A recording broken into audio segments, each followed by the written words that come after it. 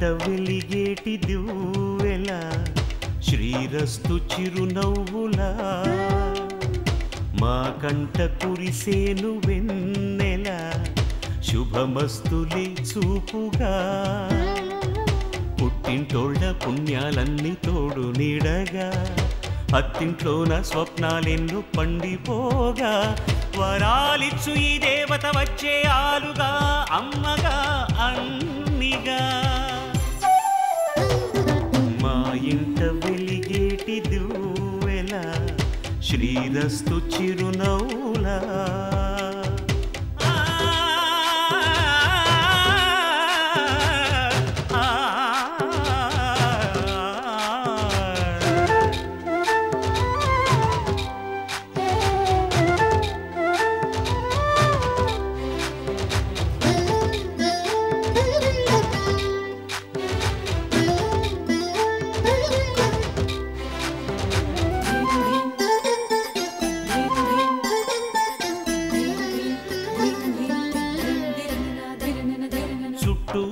చీకట్లన్నీ కాటుక పెట్టింది తన కష్టాల కన్నీరు తానే తాగింది మాట మాట మంచి చెడ్డ మాలలు కట్టింది తన అమ్మోరి మెళ్ళోన మల్లిగా మారింది సహనంలో భూమాతై సహధర్మంలో సీతై సాగిల్ది ఒంటిగా పగలంతా ఇల్లాలై పతి కోరే ప్రియురాలై పండింది ఆ దేవతే మాకు ప్రేమాంకితం చేసేలి జీవితం ఎన్నడు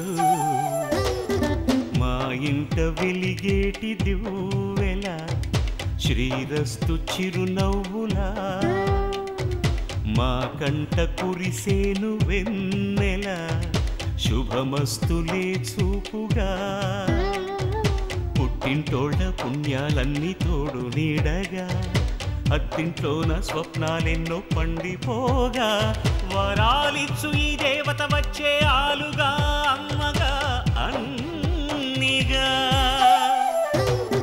మా ఇంట వెలిగేటి దివ్వెల శ్రీరస్తు చిరునవ్వులా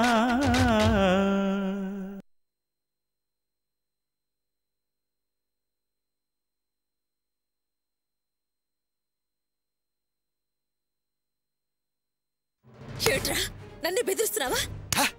మరి నువ్వు సడన్ గా మంచిదానిలా మారిపోతే నువ్వు చెప్పే మాటలన్నీ విని నేను కూడా మారిపోవాలా? నువ్వు ఓసర వెళ్ళి రంగులు మార్చినట్టు క్షణానికి ఒక రకంగా మారితే నేను కూడా మారాలా? అది నా వల్ల కాని పని.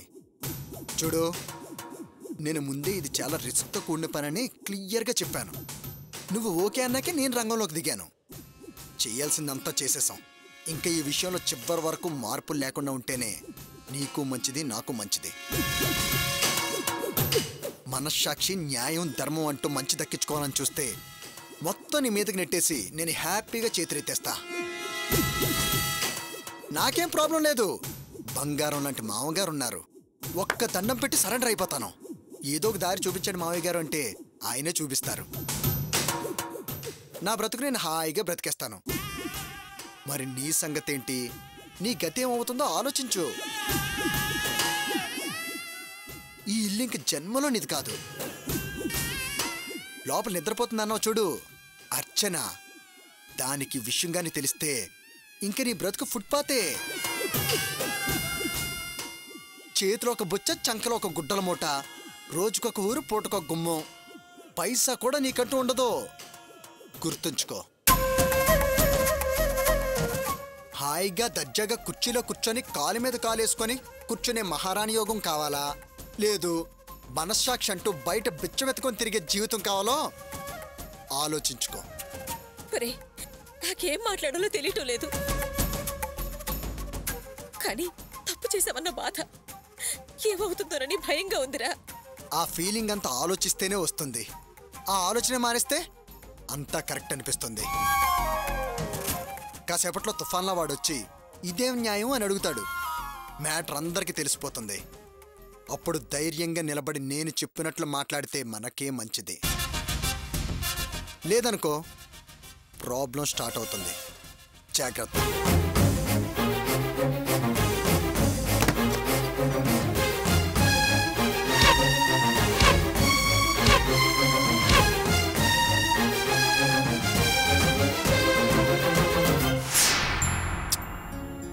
అదేం పెద్ద సమస్య కాదయ్యా. వార్త నా చెవును వేశారు కదా, ఇక మీరు నిశ్చింతగా ఉండండి, అంతా నేను చూసుకుంటాను. ఓకే? కాంతం రెడీయా? వస్తున్నామండి.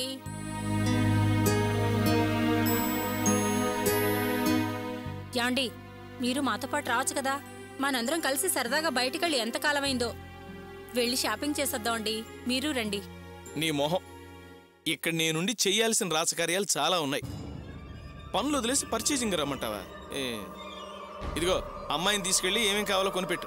అమ్మ రేవతి, నీకేం కావాలో మొహం అట్లా లేకుండా అన్నీ కొనుక్కో, సరేనా? పదండి, టైం అవుతుంది.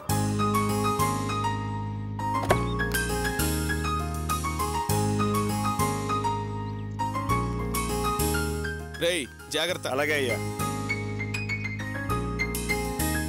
అమ్మ రేవతి, కాస్త ఆలస్యమైనా పర్వాలేదు, నీకు కావలసినవన్నీ కొనుక్కొనిరా. అలాగే నాన్న.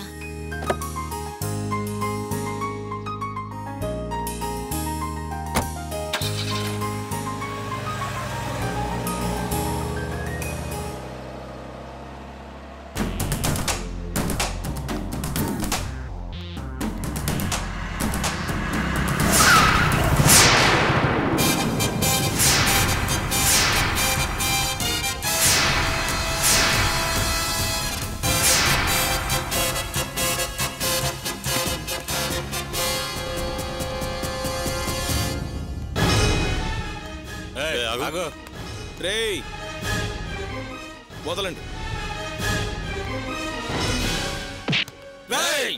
రేయ్ ఆగండ్రా.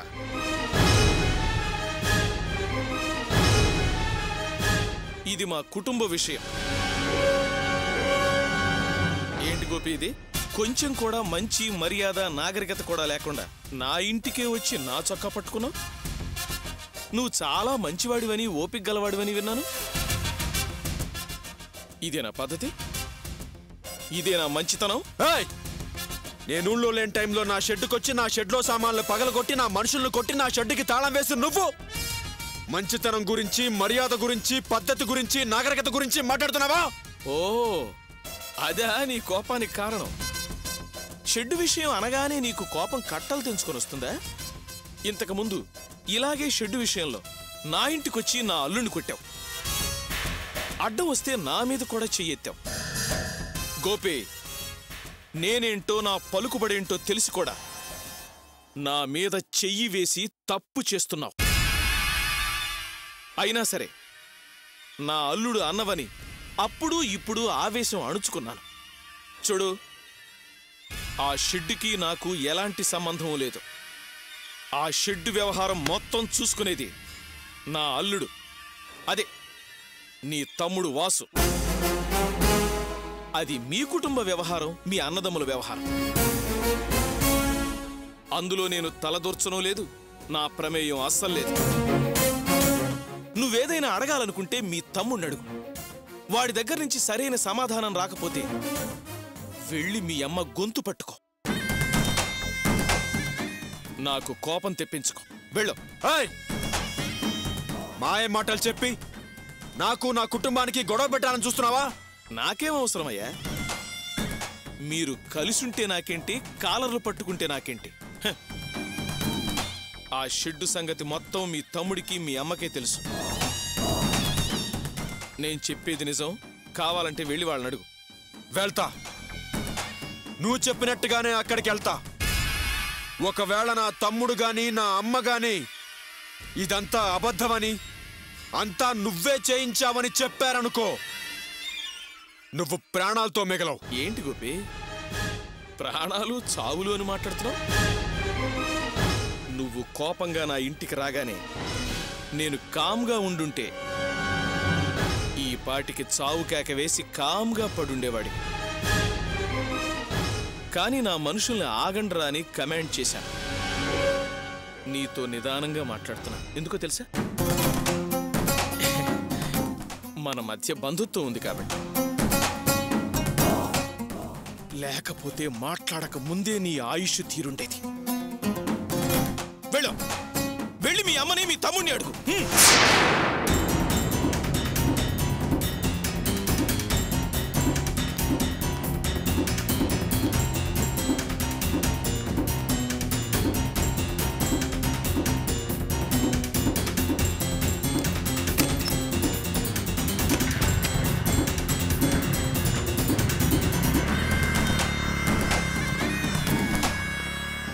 ఎందుకన్నా మమ్మల్ని ఆపావు? లేకుంటే వేసేసేవాళ్ళం. రేయ్, ఆవేశపడకండ్రా.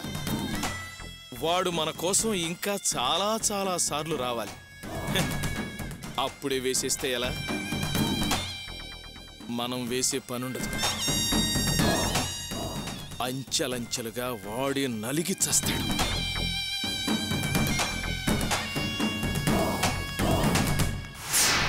అలాగే మావయ్య, ఏం పర్వాలేదు, మీరేం కంగారు పడకండి, అన్నీ నేను చూసుకుంటానుగా.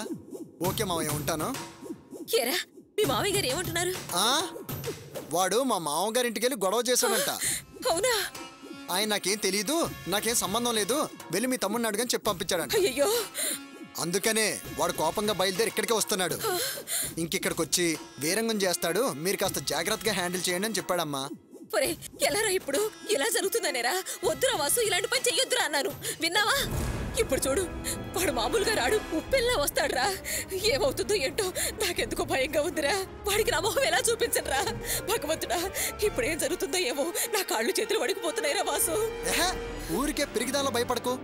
మామగారు నాకు ఇక్కడికి సాయంగా రౌడీలు పంపిస్తున్నారు, నువ్వేం భయపడకు. పిచ్చి పిచ్చిగా మాట్లాడకమ్మా, నువ్వు సైలెంట్గా ఉండు, వాడి సంగతి నేను చూసుకుంటాను.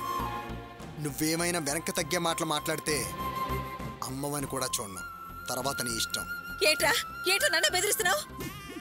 బెదిరించడం కాదు, నువ్వు ఇల్లు కావాలని ఆశపడ్డావు కదా, అది నెరవేరింది. ఇప్పుడు ఇల్లు నీ పేరు మీద ఉంది.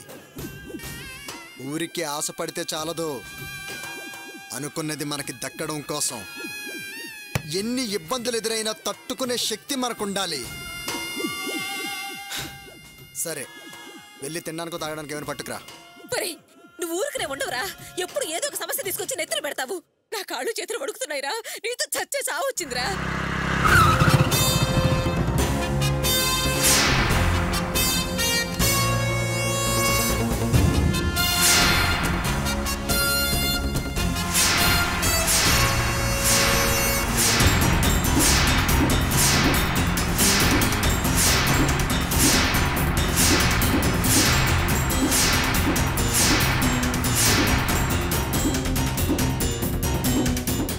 నాతో రా. ఎక్కడికి? ముందు రా చెప్తాను. ఎక్కడికో ముందు ఆ విషయం చెప్పు. మీ మామగారింటికి. ఇప్పుడు అక్కడికెందుకు? ఆ దుర్మార్గుడికి మనమేంటో మన బంధుత్వం ఏంటో తెలిసొచ్చేలా చేయడానికి రా. ఏంటి నువ్వు మాట్లాడేది? నాకేం అర్థం కావటం లేదు, కాస్త క్లియర్గా చెప్పు. నేను ఊళ్ళో లేని టైంలో నా షెడ్డుకి వచ్చి నా షెడ్లో సామాన్లన్నీ పగలగొట్టి నా షెడ్డుకి తాళం వేసి నా కుర్రాళ్ళని కొట్టి బయట కూర్చోబెట్టాడు. ఎందుకు ఇలా చేసావని మీ మామగారిని అడిగితే, నన్ను ఎందుకు అడుగుతావు, వెళ్ళి నీ తమ్ముడిని అడుగు, వాడే చేయించాడని చెప్పాడు. అందుకే వచ్చాను రా.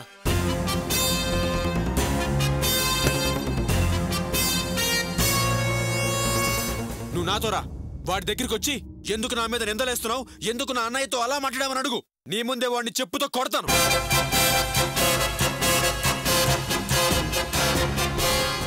రేయ్, వాడెంత పెద్ద రౌడీ అయినా సరే నరికి పారేస్తాను. రా. యాండి, షెడ్డుకు వెళ్తున్నానని ఇంత కోపంగా తిరిగి వచ్చారు, ఏం జరిగింది? అర్చన, ఆ దుర్మార్గుడు షెడ్లో సామాన్లన్నీ పగలగొట్టించి షెడ్డుకి తాళం వేయించాడు. అర్చన, ఎవరండి షెడ్డుకి తాళం వేసింది? ఇంకెవడు? వీడి మావగారు ఆ మాధవరావు గాడు. ఎందుకు ఇలా చేసావని అడిగితే, ఇదంతా నేను చేయలేదు, నీ తమ్ముడు వాసువే చేశాడని చెప్తున్నాడు. అందుకే సాక్ష్యంగా వీడిని తీసుకెళ్తున్నాను. రారా. ఏంటి ఇందాక నుంచి రారా నా వెంట పడుతున్నావు? నేను ఎక్కడికి వచ్చేది లేదు. అదేంట్రా అలా అంటావు? ఇదంతా వాడు నువ్వే చేయించావని చెప్తున్నాడు రా. అక్కడికి వచ్చి అబద్ధం అని చెప్పరా. రా. ఏంటి చెప్పేది? ఆయన అబద్ధం ఆడితే అడగొచ్చు, కానీ ఆయన చెప్పింది నిజం.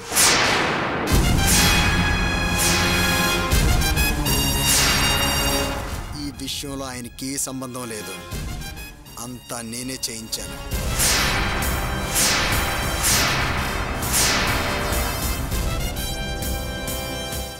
ఏమంటున్నావురా? నువ్వు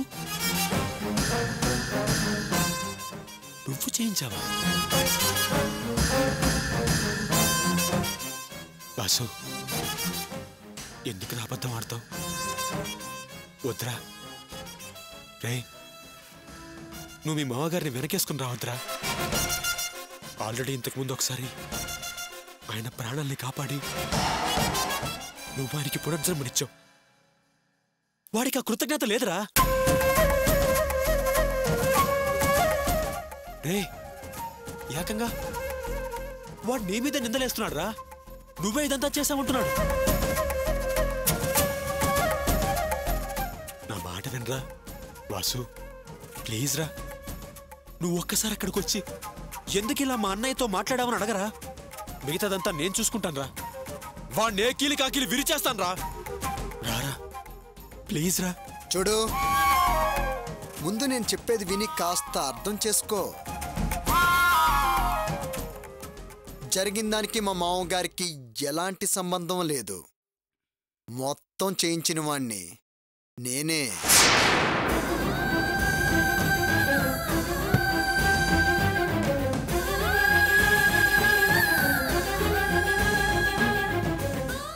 నేనే ఆయన కబూర్ చేసి తాళం వేయమన్నా.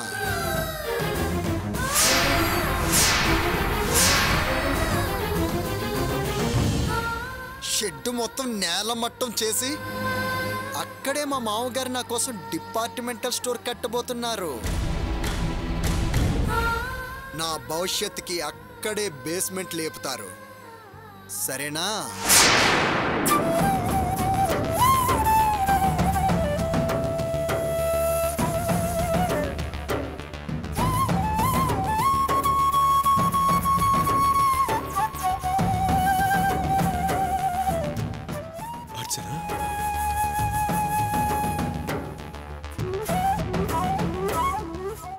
వాడేమంటున్నాడు?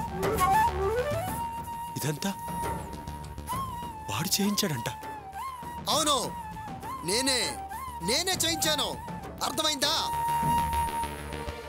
సొంతంగా వ్యాపారం చేసుకోవడానికి మా మామగారు స్థలం చూసుకోమంటే నీతో మాట్లాడి ఆ స్థలం కొందామని నేను ఆ రోజు షెడ్డుకొస్తే నీ friend, after all auto driver, నా మీదే చేయి చేసుకుంటాడా?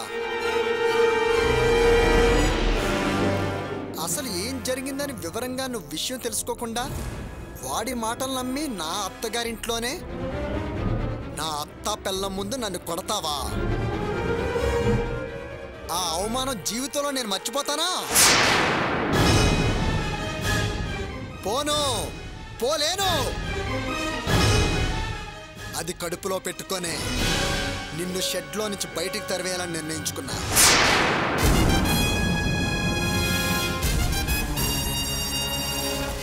చూపంతా షెడ్ మీదే పెట్టా. నువ్వు ఊర్లో లేని సమయం చూసి ముహూర్తం పెట్టా. సక్సెస్ఫుల్ గా నా ప్లాన్ వర్కౌట్ చేశా. అది ఖచ్చితమైన ఆధారాలు, హక్కులు నా సొంతం చేసుకున్నాకే షెడ్డుని దక్కించుకున్నా.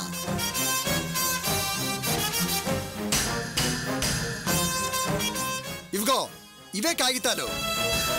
షెడ్ నువ్వే స్వయంగా నాకు రాసిచ్చిన కాగితాలు.